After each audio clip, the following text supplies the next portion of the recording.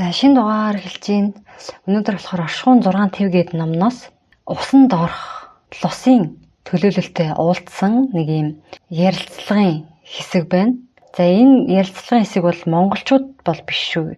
Хэдий яг монголчуудын гаргасан номон дээр байгаа боловч орсууд болохоор далд ертөнцийнхнээс мэдээлэл авах тийм арга барил нь нэлээд хөгжсөн. Ялангуяа энэ ховсын аргыг хэрэглээд идэм билээ. Маш их тийм ютубер хэрэв орс хэл мэддэг бол хайх юм бол тийм подкаст янз бүрийн сувгууд бас байдаг. Тэгэнгүүтээ нэг ховсчин хүн байна. Тэгээд ховсонд орох нэг хүн байд юм билээ.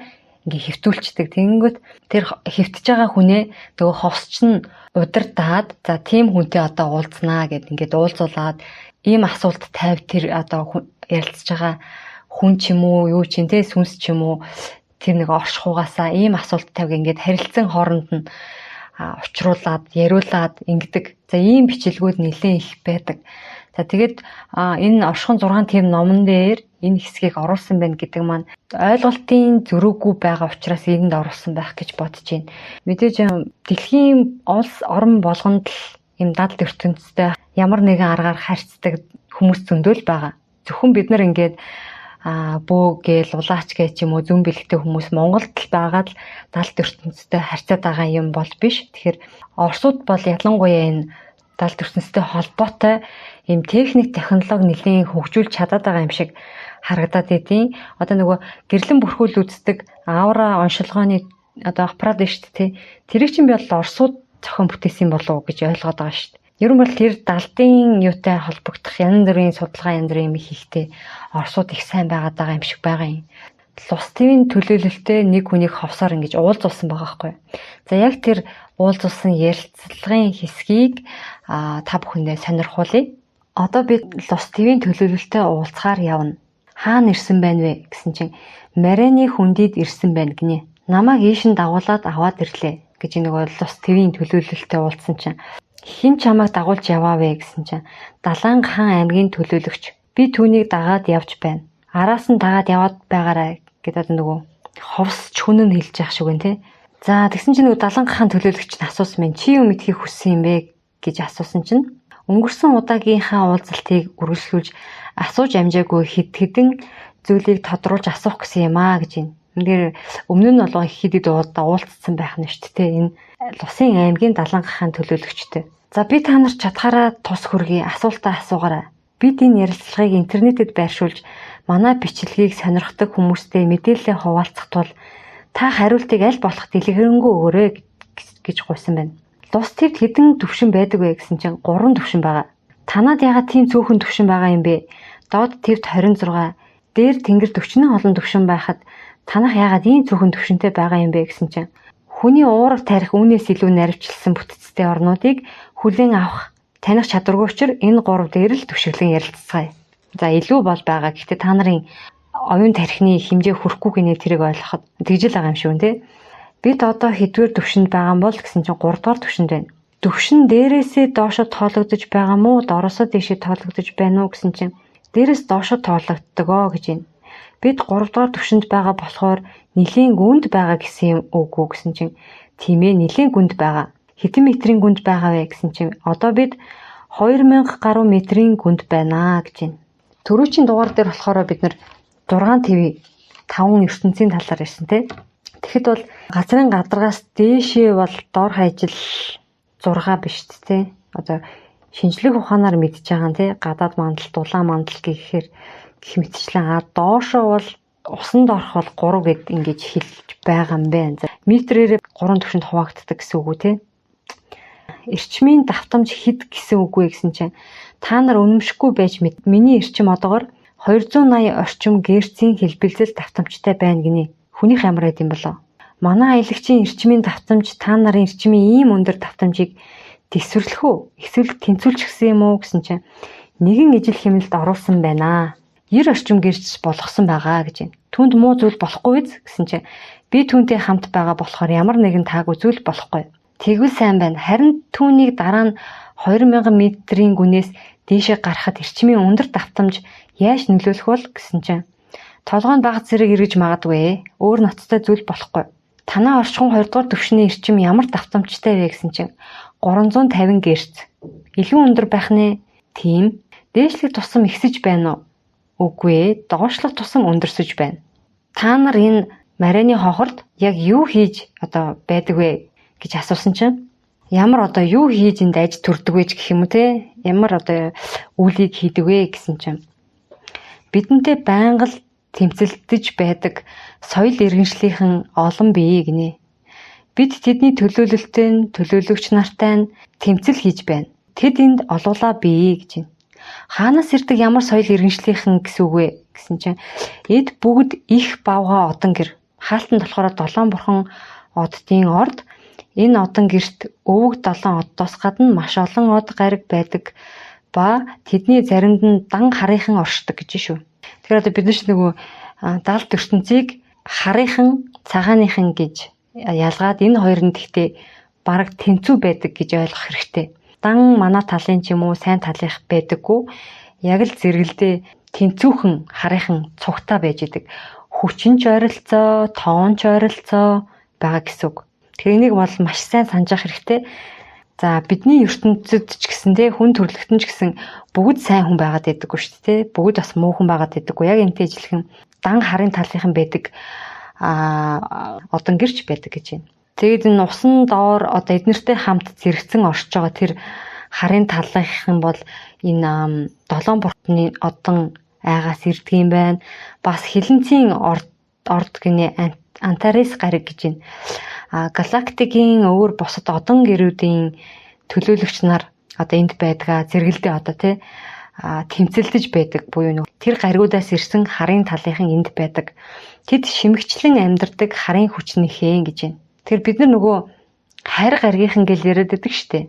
Тэр ойлголт чинь бол яг ингээл бидний нүдэнд харагдаад байж идэг кино минутер гардаг нэг том толгойтой том нүдтэй 3 хурдтай ч юм уу те нэг юм ногоо могон заавал биднэрт харагдах албагүй байгаа байхгүй юу. Харийнхан бол ийм эрчим энергийн биетэй бидний нүдэнд шууд харагдахааргүй тийм соёл иргэншлийнхэн байж болно гэсэн үг. Тэгж төсөөлөх хэрэгтэй юм байлээ шүү. Хүмүүсийг ингээд хүлэг онгоцноос нь хулгайлдаг харийнхан мөн үү гэсэн чинь зөвхөн түүгээрч зогсохгүй. Тэд тодорхой хөтөлбөрүүдийг хэвтрүүлж махан биед хүний тодорхой төрлүүдийг бүтээдэг гинэ. Тэд маш олон арга технологиг энд бий болгосон байгаа. Ярил их зүйл байгаа ч тэд бүгдийг хэлж хүмүүсийг айлгамааргүй байна. Тиймээс миний хэлснээр эдгээр зүйлээр хязгаарлая гэж байна. За харийнхан ч бүр дотроо маш олон янз тий. Сүнс цуврал дээр бол аль хэдийн дурдсан байгаа тий. Сонсоогүй байх юм бол доор линкийг тавьчих. Үүнээс илүү мэдээллийг өгөх боломжгүй. Харын талынхан бол харийнхан шүү дээ. Тэдний дуршилтад эцэс төгсгөл хил хязгаар гэж алга байна. Тэдний арга технологи улам боловсронгуй нарийн босоор байна. Хаалга орц гарцын тухайд гэвэл манай гүнд ч гэсэн манай хэмжээстийн хаалга дамжилгууд бий. Танаа олон уул нуруудад иймэрхүү хаалганууд байдаг. Манад ийм хаалганууд хонглын дамжилгын нэг цэгээс нөгөөд шилжихэд зориулагдсан байдаг. Танахны нэршлэр энэ нь өнөөх цаг хугацааны гажуудалтай орон зай гэж яриад байдаг тий. Тэрнтэй адил зүйл юм даа гэж байна. Тэгэхээр бид харийнхан гээл тэгэхээр нэг хөлгөөр ингээл тий нисдэг тав мавгаар ирээл яваал тий нэг тиймэрхүү юм ойлгоод байдаг шүү дээ. Заавал бидний нүдэнд харагдах ёстой юм шиг. Бид нар чи яг ясандрээ сүнсний ертөнцид амьдраад байгаа юм билээ шүү дээ. Хувилах юм бол заяа 1% ч хүрэхгүй.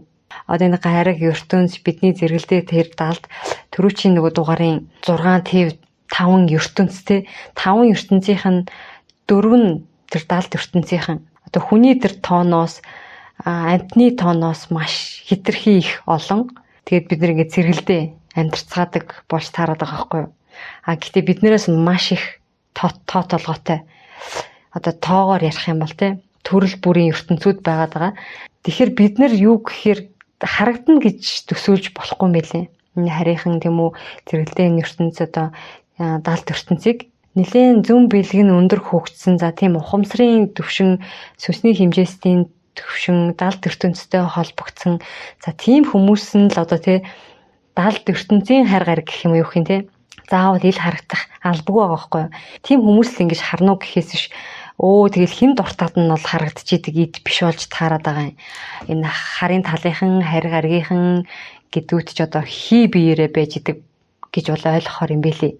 Дийлэнхэн шүү. Тэгэнгүүтээ хариг аргийн хөлгөөр биш. Тэд нар чинь яадаг байх нь тэр цаг хугацааны гажуудалтай орон зай гэл одоо жишээ нь Вермүүдийн гурвалжинч гэдэг юм уу те нэг юм сонин газрууд байдаг да.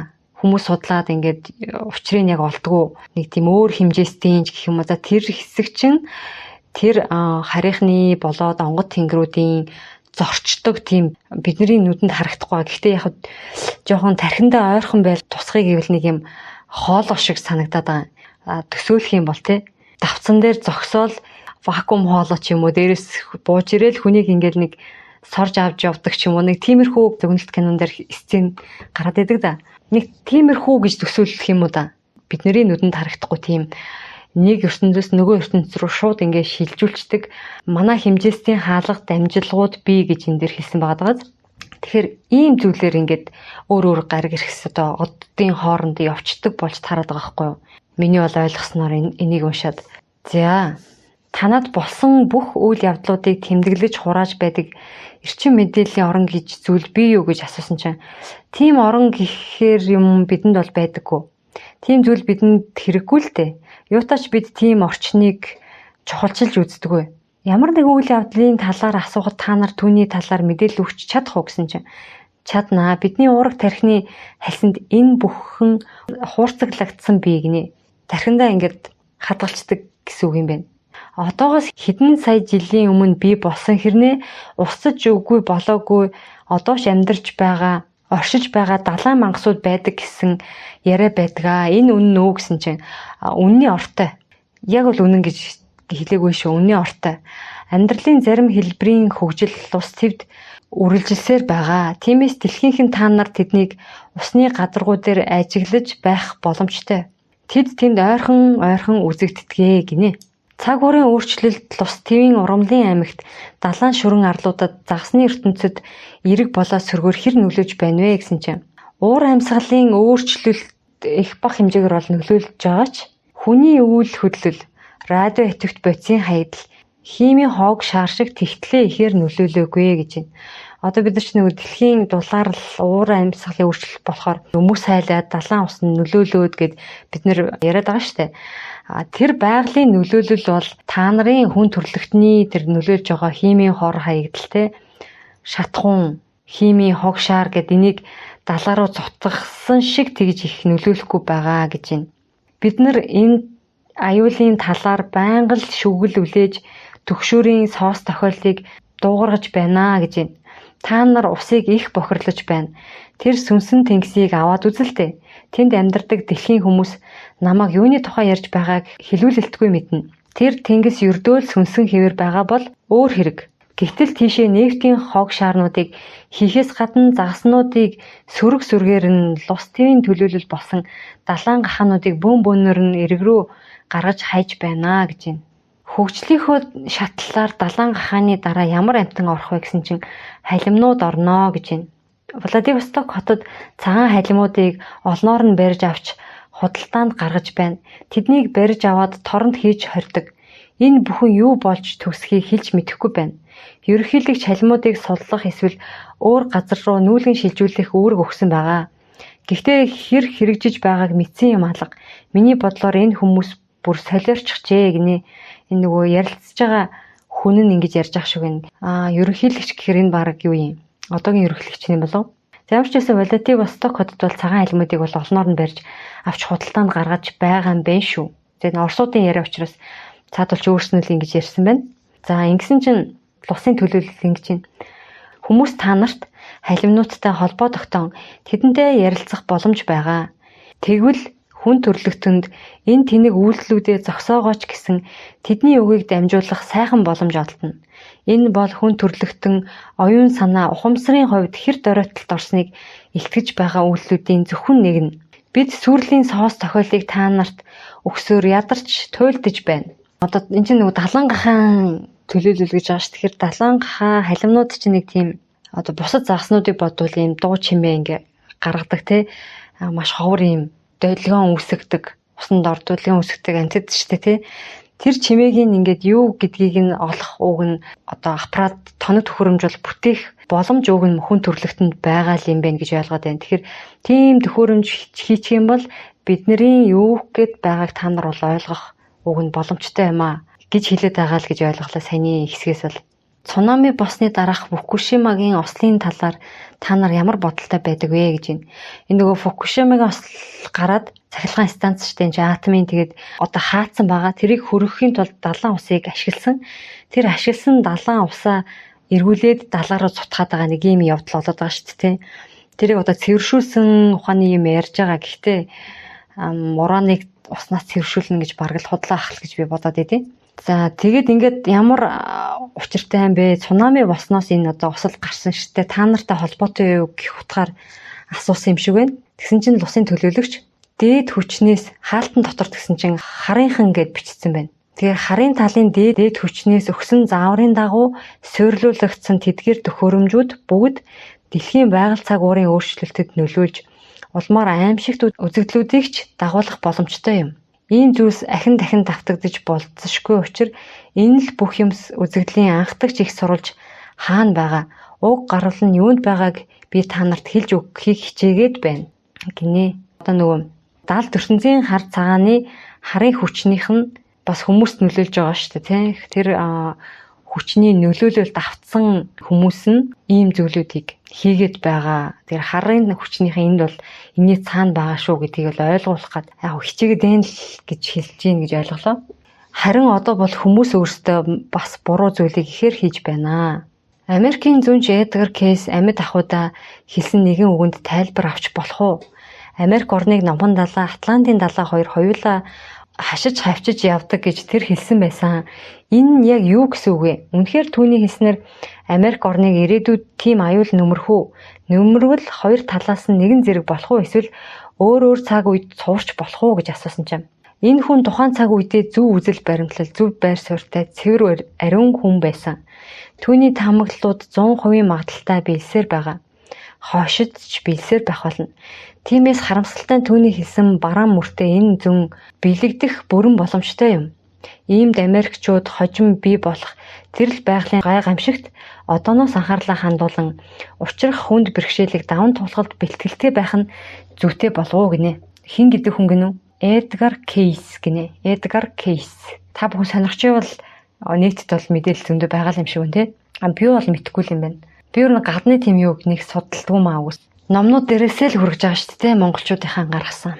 За бид энэ ярилцлагаараа хүмүүсийн оюун бодолд аимшигын дүр зураг бий болгож гамшиг сүрлийн талаарх айдас чихүцийг төрүүлэхийг огтхон ч хүсээгүй юм шүү. Гол нь бид хүмүүс байгалийн дуу хоолойг сонсож гамшиг сүрлүүдийн талаар зөв ойлголтыг авч эргэн тойронд нь амьтай ертөнц амьд оршихуд хүрээлэн бөөг мэдэж тэдэнд хүндэтгэлтэй хандаж илүү ухаалаг амьдрасаа гэж хүсэж байна. Лусын гүнжийн талаар хэлж ярьж өгч болох уу? Сүүлийн үед тэдний дүр зургууд хальсанд буудаг болсон байна. Энэ ямар учиртай амьтан бэ гэж асуусан чинь. Тэд бол өнөөх 2 дугаар түвшний оршин суугчид. 2 дугаар түвшний оршин суугчид гинэ. Тэд дэлхийгээс явсан сүнснүүд бөгөөд манай усан доорх ертөнцид өөрийн гэсэн орон зайг эзэгнэн оршдгоо гэж байна. Дэлхийгээс явсан сүнснүүд гэхээр одоо юу гэсэн үг вэ? За мэдгүй сайн ойлгосонгүй. Дэлхийгээс явсан сүнс гэхээр хүн төрлөختний хилээр бол тэд хий бие хийсгэлэн дүртэйч за бас л нэг онгод тэнгэр шиг юм бидний нүдэнд харагддаггүй байх нь тий. Тодорхой орон зай цаг хугацаанд тэгж ил харагдаж мэдрэгддэг юм аа гэж байна. Тодорхой орон зай цаг хугацаа магадгүй нөгөө далд ертөнцтэй холбогдсон тэр хүмүүст илүү харагдах байх л та. Хүн болгонд одоо энгийн хүмүүст харагдахгүй юм байна гэж ойлголоо. Далдын ертөнцийн хий битнүүд л юм байна. Далайн гахаанууд үе үе иргэдээр олноороо өсчин гардаг. Энэ ямар учиртай юм бэ гэсэн чинь. Энэ бол та нарын эсэргүүцлийн жагсаалтай адил тэдний тэмцлийн нэг хэлбэр. Тэд хүмүүст анхааруулах тохио болгож өөрсдийнхөө амь насыг ингэж золиосдгоо. Даанч хүмүүс амьтад юуны учир ийм зүйлийг хийж яагаад ийм зан гаргаад байгааг мөн тэдэнд юу тохиолдод байгааг огт мэддэггүй, мэдхийг ч хүсдэггүй. Далайн гахаанууд энэ үйлдэлээрээ хүмүүсийн анхаарлыг татаж өөрсдийн хүсэл зоригоо илэрхийлж зөв амьдрах сонголт хийхийг тэдэнд ухааруулахыг хичээдэг. Эднэр бол дээд төрлийн амьтад гэж байна. Хүн төрлөختөнд юуг хийж болох, юуг хийж болохгүйг анхааруулан ухааруулах чадвартай амьтад гэж байна. Харамсалтай нь хүн төрлөخت тэднээс өгч байгаа илгээлт, долгионы чичирхийлэл, эрчмийн давтамжийг тосон хүлээж авч мэдэхгүй л яваад байна. Гинэ. За тэгэхээр нөгөө далайн хаанууд ингээд дээрэс нь халимнууд, ер нь далайн амьтад ингээд олноороо гарч ирж ингэж ирэг дээр гарч ирсэн байдаг штэ тий. За тэр бол биднэрт илгээж байгаа одоо эсэргүүцлийн чагсаал гэж бол ойлгож болох нэ.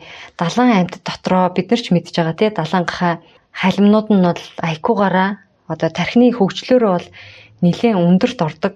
Далангахаанууд чинь хүний дараа орох тийм өндөр айкуутай гэж л одоо яриад байгаа шүү дээ эрдэмтэд. Тэгэхээр тэдгээр амьтад маань одоо биднэрт хэлэхэд байгаа болж таарж байна. Ер нь бол өмнөх дугаарууд дээр ч ярьсан тийм энэ бидний зэрэгэлдээ орших далдын ертөнцид ч хүмүүс л гай болоод байна. Тэ газар доош тэвүүдийн хий битнүүдэд ч гай болж байна. Лус твдч гай болж байна. Хурмас твдч гай болж байна тэ. Уг нь бол баг хумхийн тоосын хэмжээний жижигхэн одоо орон зай эзэлж амьдарч байгаа юм байл шүү дээ. Бид нар ч одоо энэ сүнс хий битүүдийнхаа тоонд харьцуулбал тэгсэн хэрнээ хамгийн их гай тарьж байгаа нь ерөөсөө хүн төрлөختөн боош таарад байгаа юм байл л яг одоо цагт тэгэнгүүт тал талаас одоо бид нарыг зогсоох хэрэг гараад байна шүү дээ. Дэлхийн маань яг бидний нөгөө томруулсан хувилбар шүү дээ. Ялгаагүй л зүрхтэй, ялгаагүй л цустай, ялгаагүй л сүнстэй. Тэгээд дэлхийн зүрх, дэлхийн цөмдөө байдаг. Тэгээд дэлхийн цусны судсан гэх юм бол одоо энэ гол мөрнүүд байгаа тий. Цус нь болохоор ус гэсэн үг тий. Гэх мэтчлэн ингээд нэг юм цогц одоо хүний бидний л нэг томруулсан хувилбар байгаа даа. Тэгэхээр тэн дээр байгаа хүн гэдэг амьтан маань газрын хар шорон хөрсийг тэтгэж явах үрх амьтад юм бэлээ. Дэлхий дээр байгаа бүх амьтад дэлхийн ямар нэгэн үйл ажиллагаад оролцох тийм өөрийн гэсэн үүрэгтэй байж байгаа байхгүй. Одоо бидний биед бөөр ямар үүрэгтэй байдгийн те ходоод ямар үүрэгтэй байдгийн уушиг ямар үүрэгтэй байдгийн гэдэг шиг дэлхий дээр байгаа бүх амьтад санамсаргүйгээр ч юм уу ямар нэгэн хэрэггүйгээр ч юм уу ямар нэгэн зориггүйгээр ч юм уу энд байгаа биш өөрийн гэсэн энэ дэлхийн энэ экосистемд ингээд ямар нэгэн үүрэг гүйцэтгэдэг болж таардаг байхгүй. Хүнийхээ төсөөлөх юм бол энэ бидний арьсан дээр байдаг маш олон одоо бичил битүүд байгаа шүү дээ тий. Одоо skin barrier гэж ярьдаг тий. Одоо арьсыг гадны нөлөөллөөс хамгаалж идэг юм. За ашигтай бактери гэх юм уу да. Ашигтай бактеритай тусууд хүртэл одоо сүүлийн үед модонд ороод байгаа тий. Тэгэхээр бид нар чинь бол дэлхийн энэ арьсан дээр байдаг ашигтай бактериудын үүргийг гүйцэтгэдэг байгаа байхгүй юу? Төсөөлүүлээд ярих юм бол гэтэл нөгөө ашигтай бактериуд чинь одоо бүр яахын өрөвсүүлээд батг гаруулад бүр тэнд гарч уж байгаа байхгүй тий. Дотгошоонж өрөвсүүлээд гадагшаанч муухай харагдуулаад тэнд ингээд байгаа болохоор яг хөө дэлхийн хөрх юм нь гаргүй юм да. Дэлхийн гар гэхээр одоо юу байж болох юм? За цунами ч юм уу байгалийн гамшигуд бол дэлхийн гар гэж хэлж болох юм тий. Галтуул дэлбэрдэг ч юм уу. Газар хөдлөлт бол тий хүмүүсийг одоо цөөлөх нэг арга нь байж болох юм. Хүн бол хэрвээ арьсан дээр батг гарах юм бол яах нь вэ? Яаж иж байгаа шахаж штэ спиртээр арчил тэр нэг нүрний бактериуд чинь бол устгах штэ. Сайнын ч устгах нь муугийн ч давхар спиртээр ингээ устгахчиж байгаа. Тэгээ тэрийг устгахгүй бол бид нар чинь нөө спиртгүй нүр цэвэрлэгч гэл амар ашиглаж машиглаад байгаа штэ. Тэр чинь биднэрт ашигтай учраас бид нар байлгах гээд байна. Яг тэрэн шиг хөөх юм нь дэлхий бид нарыг бас байж ах ёстой болохоор бас тэр чигт нь арчаад хайчиж чадахгүй дэвчээд дэвчин гэдэг одоо хэдий хэрэг хэмжээнд дэвчих юм бас мэдэхгүй л байна л та. Тэгэхээр дэлхийн одоо гар хөл болсон л гэсэн үгтэй энэ лусын амьтад байна. Далд ертөнцийн одоо энэ онгод тэнгэрүүд бүгд дэлхий дээр хүмүүс болохгүй байгаа учраас л хүмүүжүүлэгч гэх юм уу ухааруулах, синхруулах үүднээс маш олноороо ингэж одоо бид нар лөө хандаад байгаа. Энийг ойлгооч гэд тий. Тиймээс одоогийн шинээр төрж байгаа хүүхдүүд яаж ийнү гэхээр дэлхий өөрөө тийм дэлхийгээ хайрлах сэтгхүүтэй хүүхдүүдийг шинээр төрүүлэхдээ тэр сүнсний мэдээлэлт нь тийм юмыг шингээж өгж байгаа. Шинээр төрсэн хүүхдүүд биднээс илүү дэлхийгээ хайрлах тийм зүн совинтой байгальд ээлтэй амьдрах амьдралын тэр минимал хэм маяг ч юм уу тэрийг сонгож амьдрахаар цаанаасаа тийм өгөгдөлтэй төрөөд байгаа юм билэ. Энэ бол дэлхий өөрөө өөрийгөө аврах тийм нэг арга хэрэгслэн гэж бас ойлгож болно. За бүр хадвар явцсан уу. За тэгээд энэ дэр асуусан байна. Хойд зүгийн нэг оронд яг аль оронд гэдгийг нь одоо санахгүй байна. Жилд нэг удаа далайн гахаануудыг сөрөг сүргээр нь зохиж алж устгах бүх нийтийг хамарсан компанид ажил өрнөдөг. Та тэдгээр хүмүүсийн энэ үйлдэлийн тухайд ямар тайлбар өгөх вэ? Тэд өөрснөө ярихдаа бол эртээр үеэстэй уламжлал болон хийгдэж ирсэн зан үйл юм аа гэж тайлбарладаг гинэ. Хойд зүгийн нэгэн оронд гэхээр юу ах вэ? Гренланд юм болов? Финланд юм болов? Өөр чи юу гэдэг вүлээ? Канадад. За мэдгүй юм часан хойд зүгийн хойд туйлтай жоохон ойрхондуул улс юм шиг байна. Энэ далайн гахаг жилд нэг удаа ийм бөөнөр нь сүргээр нагнадаг зан үйл хийдэг гинэ. За энэ талаар одоо асуусан байна. Лусын төлөөлөгчөөс асуусан байна. Юу гэж бодож байна вэ гэсэн чинь энэ бол маш буруу зан үйл. Түүнийг оюун ухааны цар бед муутай хөгжлийн доод түвшинд байгаа хүмүүс хийдэг бөгөөд тэд үүнийхээ төлөө өвлийн үрийн маш том төлөөсөнд ундаг. Тэр хүмүүс хүний төрөлд эргэж төрдөггүй гэж ярьсан байна. Бүр тийм хатуу шийдэгдэх хэрэг үү гэсэн чинь хөгжлийн үе шатнд гидэргээ буцаж ухардаг юм аа гэж байна. Одоо энэ чинь хүн чинь нэг сүнсний 3 дугаар хэмжээст те зарим яг жоохон аратан амтналаг хүмүүс нь 2 дугаар түвшинд байдаг гэж байгаа. Тэгэхээр ухарна гэхээр одоо 1-р түвшин рүү очих нь тий. 1-р түвшин чинь бол одоо жинхэнэ нөгөө бактери ургамал нэг эдис болж төрнө гэсэн үг тийм үү. За тэгж ухарх нь байна. Үнэн хэрэгтээ л ус твд маш их нууц бий. Дахин хэлэхэд би хүн төрөлхтнийг айдаст автуулах гэж энэ бүхнийг яриаггүй. Энтхийн амьдралд хор нөлөөтэй маш олон төрөлтөнгүүттэй энд бид цаг ямагт тулалдаж, дайтаж байгаач тэр бүхний тухай энд би бас ярихгүй. Өнгөцгөн дурдаад л орхиж байна. Та нар далайн гахаа халин загснуудыг битгий алж бай. Байгаль дэлхийгээ сонсож чагнаж бай. Тэд энэ цаг үед ч ирээдүйн цаг үед ч хүн та бүхэнд их зүйлийг таниулж мэдүүлэх болно. Та нар харин тэдний өгөх тохиолдол чичирхийлэл давтамжийг нь барьж авдаг болох хэрэгтэй гэж байна. За нэг ийм төхөөрөмжл хийл гэж яриад байна да. За та нар Марианы хүндийн доор юу байдгийг судалж мэдчихэд яваа гэж байна. Марианы хүндийн доор харын хүчнийхний соёл иргэншил байрладаг гэж байна. Энэ бол маш хүчрхэг Антарис гаригаас ирсэн харын талынхны оршнол байдгаа гинэ. Одоо түрүүн ярьсан тий хилэнцийн орд байрладаг тэр одоо гариг иргэсээс ирсэн хар хүчнийхэн энэ Марианы хонхор доор байрладаг байх нь тийм үү? Хүмүүсийг хулгайлахаар дэлхий рүү байнга дөхөж хурч очтгоо гэж байна. Тэднээс маш бараа өнгийн туяа засарч хордуулах, сөөрүүлэх эрчмүүдийг тархааж байдаг. Мөн энэ орчинд хүчтэй радио идэвхт бодис ихээр дархсан бий. Энд амьдардаг хий биетүүд ихэнх нь луун төрхтөнгүүд байх бөгөөд хүмүүст бол тийм гэхийн аргагүй, ив хавгүй, хэлбэр төсгүй харагданаа. Эдгээр хий биетүүд 11,000 метрийн гүнд маш ая тухтай нэн тавлаг орчинд байрладаг бөгөөд тэд тэр бүр дээшээ гаралгүй энэ орчиндөө тааламжтай амьдардаг. Эднийг тойрсон хор хүнэлттэй аимшигт биетүүдээр битүү хүрээлэгдэн байдаг гэж байна. Энэ дөр бол нэг луун төрхтнүүд гэж ярьж байна те. Сүнс гэд сурлалын төрхтнүүд гэдэг дугаар дээр бүр энэ тим төрхтнүүд байдаг гэдэг ингээд 1700 орчим харын талын юм төрхтнүүд байдаг гэж байгаа юм. Төрхтөн хар сүнснүүд гэсэн үг шүү дээ тий. Одоо харын хүчний цэрэгч гэж байгаа, эзэдч гэж байгаа, боолч гэж байгаа, унлагч гэж байгаа маш олон янз байдаг. А яг төрхтнүүдийн хувьд болохоор 1700 төрхтөн байдаг. Мэдээж бид нэр бол энгийн хүмүүс харах боломжгүй. Нөгөө зүүн бэлгтэй ч юм уу, улаач ч юм уу, одоо онгод тэнгэрүүд эднэртэй харьцаж, нэрийг харж харьцах боломжтой. Тэг бас бүгд ч тийм чадвар байдаг бах. Ямар ч байсан дийлэнх хувийг эзэлдэг төрхтнүүд нь болохоор луун, аалзан, могоон төрхтнүүд гэж байгаа юм. Яг тэрийг бүр тус нь би ингээд сүнс зурал дээр ярьсан байгаа учраас энэ дэр бол нэг нуршаад явах уу? Энэ дээр нөгөө хүнийг хулгайлах гад гэд ингээд бичсэн байна шүү дээ энэ хэсгээр. Сүнсний ертөнц гэд номон дээр бичснээр бол хүүхдийг төрөх үед луун төрхтэй хар эрчим хар сүнс чинь тухайн хүүхдийн биеийг эзэлж сүнснийх нь оронд ингэж тэгж орох тохиолдол байдгаа гэж ярьсан. Тэгэхээр миний бодлоор шууд утгаараа хүн хулгайлах бол биш, хүний биеийг хулгайлах гэдэг утгаараа ойлгохоор юм шиг санагдсан. Гэхдээ луун төрхтнүүдийн хар сүнс тэр хүүхдэд орсон байлаа гэд тэр хүүхэд заавал харын талын ч юм уу те муу хүн болно гэсэн бас үг биш гэж байгаа. Онгодуудын яриагаар бол хүн ингээд ямар орчинд өссөн тэрнээсээ одоо ирээдүйн хүн төлөвшөж гарч ирдэг дээ.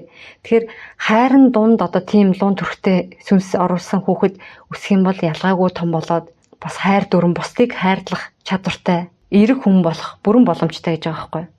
Ер нь бол альбин тэрэнд ч гэсэн сэтгэл гаргаад хүмүүжүүлээд ингэж чадах юм бол альбин тэрэн онгод болж болдог гэдэг жаа. Альбин тэрэнг онгод болгож чадсан тэр улаач тэр онгодууд бол ингээд нэлээд чадвар өндөртэй тооцогддог гэж байгаа байхгүй. Гэхдээ тэд нар чинь маш зайлтай эвгүй нөхдөө заяа байд. Тэгж одоо хүмүүжүүлэх чинь гэж яагаад өөрснөө ингээд арга мэхэнд нь ороод ингээд баларсан улаач мулаач маш их байдаг гэж ярьж исэн. За тэгэхээр альва юм хоёр талтай. Луун төрхтөн байлаа гэд бас тэр хүний биеийг эзлээгээд бас муу байх албагүй гэж байна. Эдгээр энэ төрхтнүүд ч одоо юу гэж байна? Газрын гадаргуугаас 11,000 метрийн доор энэ Марианы хонхорт бол байж идэг байх нэ. Бид нар бол тийм яг ийм сар гарагийн хөлөг мөлгөр дэш нисээд байгаа юм биш. Түрүүний ярьсан ийм нүдэнд харагдахгүй юм орон зай хэмжээс рүү ингэж шилжиж болдог нэг тийм хоолоо ч гэх юм уу одоо хаалгал гэж нэрлэдэг байгаа юм л да. Ийм хаалгаар зорчдог болж таарж байгаа. Та нэгэнтээ бидэнд ийм зүйлийг үзүүлсэн болохоор энэ боломжийг ашиглаад танаас дараах асуултанд хариулт амар байна. Яагаад Вермүүдийн гурвалжин Японы арлуудын бүсэд усан онгоцнууд алга болоод байдаг юм бэ гэсэн чинь. Энэ бол тийм гайхаад байх зүйл биш. Тэнд орон зайн хаалгууд л байгаа. Танаахан ийм хаалгуудыг цаг хугацааны гажууд л цаг хугацааны хугарал гэж нэрлээд байдгаа. Тийшээ орсон онгоцнууд өөр орон зай руу, өөр цаг үе рүү очисон байгаа гэж байна. Ийм газрууд далаа тэнгист олон бий юу гэсэн чинь 400 байгаа. 400 гинэ гэсэн чинь 400-аас жаахан илүү бий гэж байна. Хамгийн хүчтэй хаалга нь аль нь вэ гэсэн чинь та дөнгөж сая нэрсийг нь хэллээ шүү дээ. Вермүүдийн гурвалжин Японы арал гээд хоёр хаалга хоёулаа их хүчтэй. Мөн Антарктидын бүсэд Арктикт бас бий гэж энэ хойд өмнөд туйлыг хэлж байна те. Антарктидын хаалга бол их онцгой хаалга. Тэр хаалганы тухай маш удаан ярилцах хэрэгтэй болно. Түүнчлэн өмнөд Америкт бас нэгэн газар бий гэж байна. За яг энэ хаалганы талаар энэ номны эхнээс ихсүүлээд ерөнхийдөө энэ хаалганы талаар ярьдаг. Энэ номны би зөвхөн нэг жоохон хэсгийг ярьж штэ те 2-3 утсан дээр байгаа. Тэгээ тэр дэлхийн тэр хаалгууд биш те дэлхийн одоо цөмөөс ихсүүлээд одоо өөр гариг ертөнц рүү ингээ шилжих боломжтой юм хаалгуудыг ярихын тулд бүр дэлхийн бүтцээс эхэлж ярих болчиход байгаа. Ялангуяа дэлхийн цөмөөс эхлээд ярих хэрэг болох юм байлээ. Тэр дэлхийн цөм болоод дээшээ одоо нөгөө гариг эрс рүү холбогддог хаалга нь зарим нь яг нэг газартай байдаг, зарим нь хөдөлгөөнтэй байдаг, янз байдаг. За тэр талаар ярих юм бол өөр дугаар дээр одоо нэлээд их юм ярих болчихно. Ялцчгүй энэ лусын төлөөлөгчийн хэлдгээр энэ номын нэлээд их хуудсан тэр талаар ярьсан байгаа. Тэгээд нийлэнхүйд ингээ баджиж нэг дугаар гарч ирнэ. За тэгэхээр өнөөдрийн хувьд бол ингээд өндөрлөе. Та бүхэн тэгээд өмнөх дугааруудаа зарим хүмүүс ингээ нэг сонирхолгүй гарчиг түүхийн дугааруудыг жишээ нь Монголын нууц товчооноос байдаг MNT код гэх те Монголын нууц товчооны кодыг тайлъя гэсэн те Да Винчийн код гэдэг кино шиг манай тэр нууц товчон дээрх мөр болгон бүр 5 мөр цаанаа бүр маш их түүхийг биднэрт үр хойчтой хэлэх гэсэн юм суу ухаанууд байд юм бэлээ. Тэгэхээр тэр түүхийн дугааруудыг ч гэсэн одоо өөрт чинь сонирхол татаагүй тэр гарчигтай дугааруудыг ч гэсэн та бүхэн сонсоод үзээрэй. Хэдий гарчиг нь сонирхол татаагүй эсвэл эхлэлийн одоо ийм юмны талаар ярина гэсэн хэсэг нь сонирхлыг чинь татаагүй байж болно. Гэхдээ үргэлжлүүлээд сонсоход бол бүх дугаар л ерөн сонирхолтой байгаа. Гэдэгт би бол баг амлалчээ. Бүх дугаар сонирхолтой байгаа. Тэгэхээр сонсоогүй дугааруудаа нөхөө сонсоод үзээрэй. Танд хэрэгтэй доор хаяж 30% мэдээлэл тэнд байгаа. Тэгээ би сүүлд юу болоо? Энэ дугааруудыг сайн хэд дахин ч юм уу те нэг сонсоод ойлгохгүй байж болно.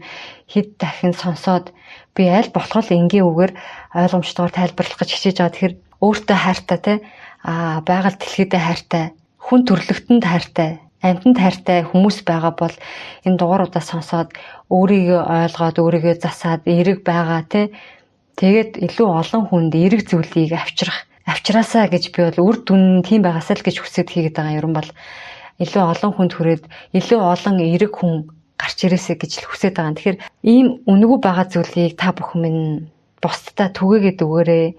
Өөрснөө ч гэсэн ингээд дугаар алгасалгүй сонсхийг одоо чин сэтгэлээсээ хүсэж байна. Ер нь бол өөртөө хайртай хүмүүс бол аль хэдийн дугаарыг бүр нэгийн ч алгаслахгүй сонсож байгаа хүмүүс бол байгаа. Манайхан нэг дугаар сонсчингуудаа нөгөө хаалтаа группт чинь орё гэж тэгээд байгаа байхгүй юу?